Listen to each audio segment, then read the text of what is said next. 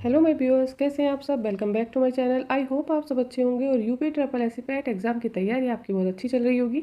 यहाँ पर हम करने वाले हैं करंट अफेयर की क्लास। अगर आप चैनल पर नए हैं और आपने अब तक कोई वीडियो नहीं देखी है तो प्लीज़ जाइए चैनल को सब्सक्राइब कीजिए, प्लेलिस्ट में जाकर बाकी सारी वीडियो देख लीजिएगा। यहाँ पर हम यूपी ट्रिपल एससी पैट के लिए सारे सब्जेक्ट की प्रिपरेशन कर रहे हैं।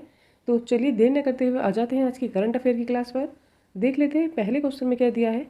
नई दिल्ली में आउटलुक ग्रुप की coffee table book six and Modi a journey of 9 years का विमोचन किसने किया है। तो किसने किया है, यहाँ पर राइट आंसर हो जाएगा जेपी नड्डा। जेपी नड्डा ने इस बुक का विमोचन किया है।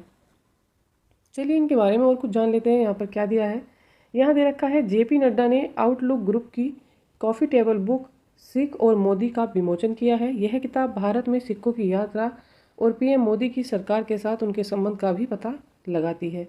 तो यहाँ पर जो राइट आंसर हो जाएगा वो हो जाएगा जेपी नड्डा। चलिए आ जाते हैं नेक्स्ट क्वेश्चन पर।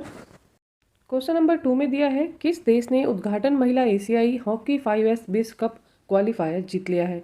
तो किसने जीता है ये जीता है भारत ने। यहाँ पर राइट आंसर है भारत। चलिए इसके बारे में जान लेते हैं ये क्या है। भारत ने उद्घाटन महिला एशियाई हॉकी 5S विश्व कप क्वालिफायर जीता। भारत ने फाइनल में थाईलैंड को 7-2 से हराकर एशियाई हॉकी 5S विश्व कप क्वालिफायर जो है ये जीत लिया है। फाइनल में भारत के लिए मरियाना कुजूर और ज्योति ने 2-2 गोल किए। तो यहाँ पर जो राइट आंसर है वो हो जाएगा भारत ने ये जीत लिया है। चलिए देख लेते हैं नेक्स्ट क्वेश्चन में क्या है। यहाँ पर दिया है लघु सिंचाई योजनाओं पर छठी जनगणना रिपोर्ट के अनुसार किस भारतीय राज्य में लघु सिंचाई योजनाओं की सबसे अधिक संख्या है। तो सबसे अधिक संख्या कहाँ पर है, लघु सिंचाई योजनाओं की सबसे अधिक जो संख्या है वो है उत्तर प्रदेश में। यहाँ पर राइट आंसर है उत्तर प्रदेश। इसके बारे में हम जान लेते हैं। लघु सिंचाई योजनाओं के मामले में महाराष्ट्र उत्तर प्रदेश के बाद दूसरे स्थान पर है। लघु सिंचाई योजनाओं पर 6वीं जनगणना रिपोर्ट के अनुसार उत्तर प्रदेश के बाद महाराष्ट्र दूसरा सबसे बड़ा राज्य है जिसके पास देश के सबसे अधिक लघु सिंचाई MI योजनाएं हैं। तो यहाँ पर जो राइट आंसर है वो है उत्तर प्रदेश।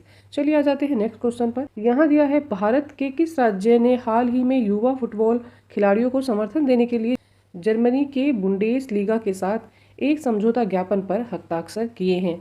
तो राइट आंसर क्या हो जाएगा, यहाँ पर हो जाएगा महाराष्ट्र। महाराष्ट्र सरकार ने युवा खिलाड़ियों की सहायता के लिए जर्मनी की फुटबॉल लीग के साथ साझेदारी की है।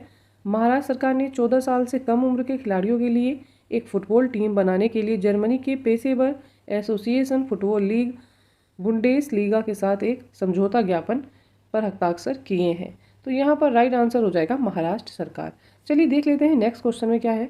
यहाँ पर दे रखा है यस बैंक ने किस कंपनी के साथ साझेदारी में सह branded cooperative credit card launch किया है। राइट आंसर हो जाएगा यहाँ पर जैगल। चलिए देख लेते हैं इसके बारे में क्या दिया हुआ है। यहाँ पर दिया है कोऑपरेटिव क्रेडिट कार्ड के लिए यस बैंक ने फिनटेक कंपनी जैगल से साझेदारी की है। यस बैंक और जैगल ने सह branded cooperative credit card launch करने के लिए साझेदारी की है। चलिए देख लेते हैं राइट आंसर है यहाँ पर जैगल। चलिए आते हैं नेक्स्ट क्वेश्चन पर। हाल ही में किन दो संस्थाओं ने सिंगापुर और भारत के बीच शिपमेंट के लिए electronic bill of leading bill के पहले लाइव लेन देन का पूरा होने की घोषणा की है। तो किसने की है, DBS बैंक और Infocom media development authority IMDA ने की है। तो यहाँ पर राइट आंसर हो जाएगा DBS बैंक और इन्फोकॉम मीडिया। चलिए देख लेते हैं नेक्स्ट क्वेश्चन में क्या दिया है। कौन सा देश वैश्विक पर्यावरण सुविधा GEF की 7वीं असेंबली की मेजबानी करेगा। तो कौन सा देश करेगा, यहाँ पर राइट आंसर हो जाएगा कनाडा। कनाडा ने वैश्विक पर्यावरण सुविधा की 7वीं असेंबली की मेजबानी की।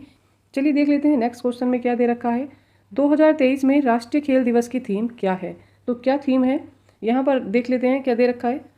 खेल एक समावेशी और फिट समाज को सक्षम बनाते हैं। चलिए देख लेते हैं इसके बारे में। राष्ट्रीय खेल दिवस कब मनाया गया, ये मनाया गया 29 अगस्त को और इसकी थीम जो अभी आपको मैंने बता दी है। भारत में राष्ट्रीय खेल दिवस प्रत्येक वर्ष 29 अगस्त को मनाया जाता है। यह हॉकी के महान खिलाड़ी मेजर ध्यानचंद की जयंती के अवसर पर मनाया जाता है। तो खेल दिवस कब मनाया जाता है, मेजर ध्यानचंद की जो जयंती होती है उसके उपलक्ष्य में ये मनाया जाता है। चलिए देख लेते हैं नेक्स्ट क्वेश्चन में क्या दिया है। यहाँ पर दिया है भारत और बांग्लादेश के बीच 5वां वार्षिक रक्षा वार्ता तो कहाँ पर आयोजित की गई, ये की गई है ढाका बांग्लादेश। चलिए जान लेते हैं इसके बारे में। भारत और बांग्लादेश ने ढाका में 5वीं वार्षिक रक्षा वार्ता आयोजित की। भारत और बांग्लादेश ने 28 अगस्त 2023 को ढाका में 5वीं वार्षिक रक्षा वार्ता का आयोजन किया। चलिए देख लेते हैं नेक्स्ट क्वेश्चन में क्या दे रखा है। यहाँ पर दिया है NCERT की कक्षा 7 की अंग्रेजी पाठ्य पुस्तकों में शामिल अध्याय का शीर्षक क्या है। तो क्या शीर्षक है? हमारे बहादुर सैनिकों को श्रद्धांजलि है। हमारे में जानते हैं। यहाँ पर दिया है NCERT ने कक्षा 7 की पाठ्य पुस्तक में राष्ट्रीय युद्ध स्मारक पर अध्याय शामिल किया है। राष्ट्रीय शैक्षिक अनुसंधान और प्रशिक्षण परिषद NCERT ने स्कूली बच्चों के बीच देशभक्ति, कर्तव्य के प्रति समर्पण और साहस बलिदान के मूल्य को विकसित करने के उद्देश्य से कक्षा 7 की अंग्रेजी पाठ्य पुस्तक में राष्ट्रीय युद्ध स्मारक पर एक अध्याय शामिल किया है। तो यहाँ पर राइट आंसर हो जाएगा हमारे बहादुर सैनिकों को श्रद्धांजलि है। चलिए इसी के साथ आज की क्लास कंप्लीट हो जाती है। अगर आप चैनल पर नए हैं और आपने अब तक कोई वीडियो नहीं देखी है तो ऐसी डेली करंट की क्लास करने के लिए मेरे साथ चैनल पर बने रहिएगा।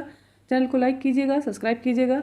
आपके सब्सक्रिप्शन और लाइक से हमें मोटिवेशन मिलता है, तो प्लीज़ मोटिवेट करिएगा और अच्छी तैयारी के लिए हमारे साथ बने रहिएगा।